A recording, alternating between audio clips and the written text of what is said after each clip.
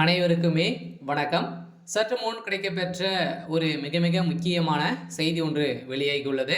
சற்று முன் பாலியல் விவகாரத்தில் அந்த சார் அதிரடி கைது, 7 ஆண்டு சிறை தண்டனை, இது மாதிரி பார்த்தீங்கன்னா செய்திகள் வெளியாயிருக்கு. இந்த அண்ணாமலை பல்கலைக்கழகத்தில் நடந்த இந்த பாலியல் விவகாரத்தில் சிக்கிய குற்றவாளியாக கைது செய்யப்பட்டிருக்கக்கூடிய ஞானசேகர் அவர்கள் பார்த்தீங்கன்னா கைது செய்யப்பட்டிருக்கார் இல்லையா. ஸோ அவர் கொடுத்த வாக்குமூலத்தால் இப்போ அந்த சார் அதிரடியாக கைது செய்யப்பட்டதாக ஒரு பரபரப்பான செய்தி வெளியாயிருக்கு.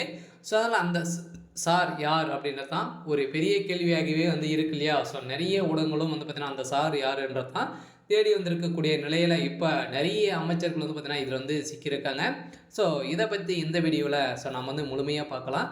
ஸோ அதுக்கு முன்னாடி நம்ம சேனலுக்கு இப்போ தான் நீங்கள் முதல் முறையாக வந்திருக்கீங்க அப்படின்னா மறக்காமல் நம்மளுடைய சேனலை சப்ஸ்கிரைப் பண்ணி சப்போர்ட் பண்ணுங்கள்.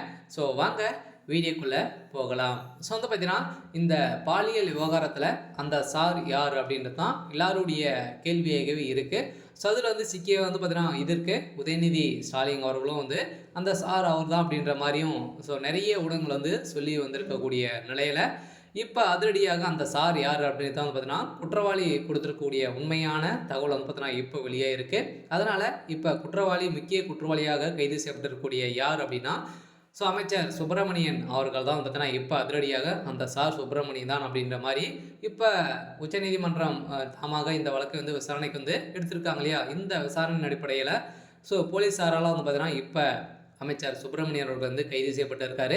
ஸோ இதை தொடர்ந்து இந்த பாலியல் விவகாரத்தில் இப்போ சூடு பிடிக்க ஆரம்பித்திருக்கக்கூடிய நிலையில் இந்த விவகாரத்தில் உதயநிதி ஸ்டாலின் அவர்களும் இதில் கைது செய்யப்பட போகிறாரு அப்படின்னா கூடிய விரைவில் சிறைக்கு செல்ல போகிறார் அப்படிங்கிற மாதிரி தான் நிறைய செய்திகள் வெளியே இருக்கக்கூடிய நிலையில் இப்போ அந்த சாரும் சிக்கியிருக்காரு. இப்போ குற்றவாளி கொடுத்த வாக்குமூலத்தாலும் அவருடைய வீட்டில் சிக்கிய ஆதாரத்தால் தான் இப்போ அந்த சார் சிக்கியிருக்காரு.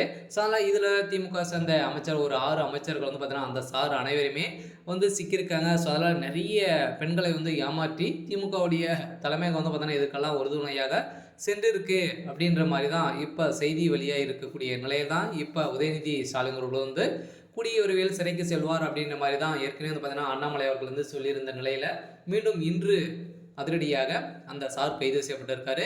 இதை தண்டு உதயநிதி ஸ்டாலின் இதில் வசமாக சிக்க போகிறாரு அப்படின்ற மாதிரி தான் வெளியேறக்கூடிய செய்தியால் இப்போ திமுகவுடைய தலைமையகத்துக்கு ஒரு மிகப்பெரிய இடியாக தான் விழுந்திருக்கு. ஸோ அதனால் சேகர் பாபு அவர்களுக்கு மரண தண்டனை விதித்து இப்போ இதில் சிக்கிய அந்த சாருக்கு 7 ஆண்டு சிறை தண்டனை நீதிமன்றம் வழங்கியிருக்காங்க. ஸோ அதனால் மீண்டும் சிக்கக்கூடிய அமைச்சர்களுக்கும் இந்த தண்டனை வழங்க போகிறதாகவும் ஒரு பரவலாக பேசப்பட்டு வருது.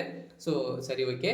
ஸோ இன்னைக்கான அப்டேட் பார்த்தீங்கன்னா இதுதான். ஸோ மறக்காமல் நம்மளுடைய சேனலை சப்ஸ்கிரைப் பண்ணி சப்போர்ட் பண்ணுங்கள். தேங்க்யூ.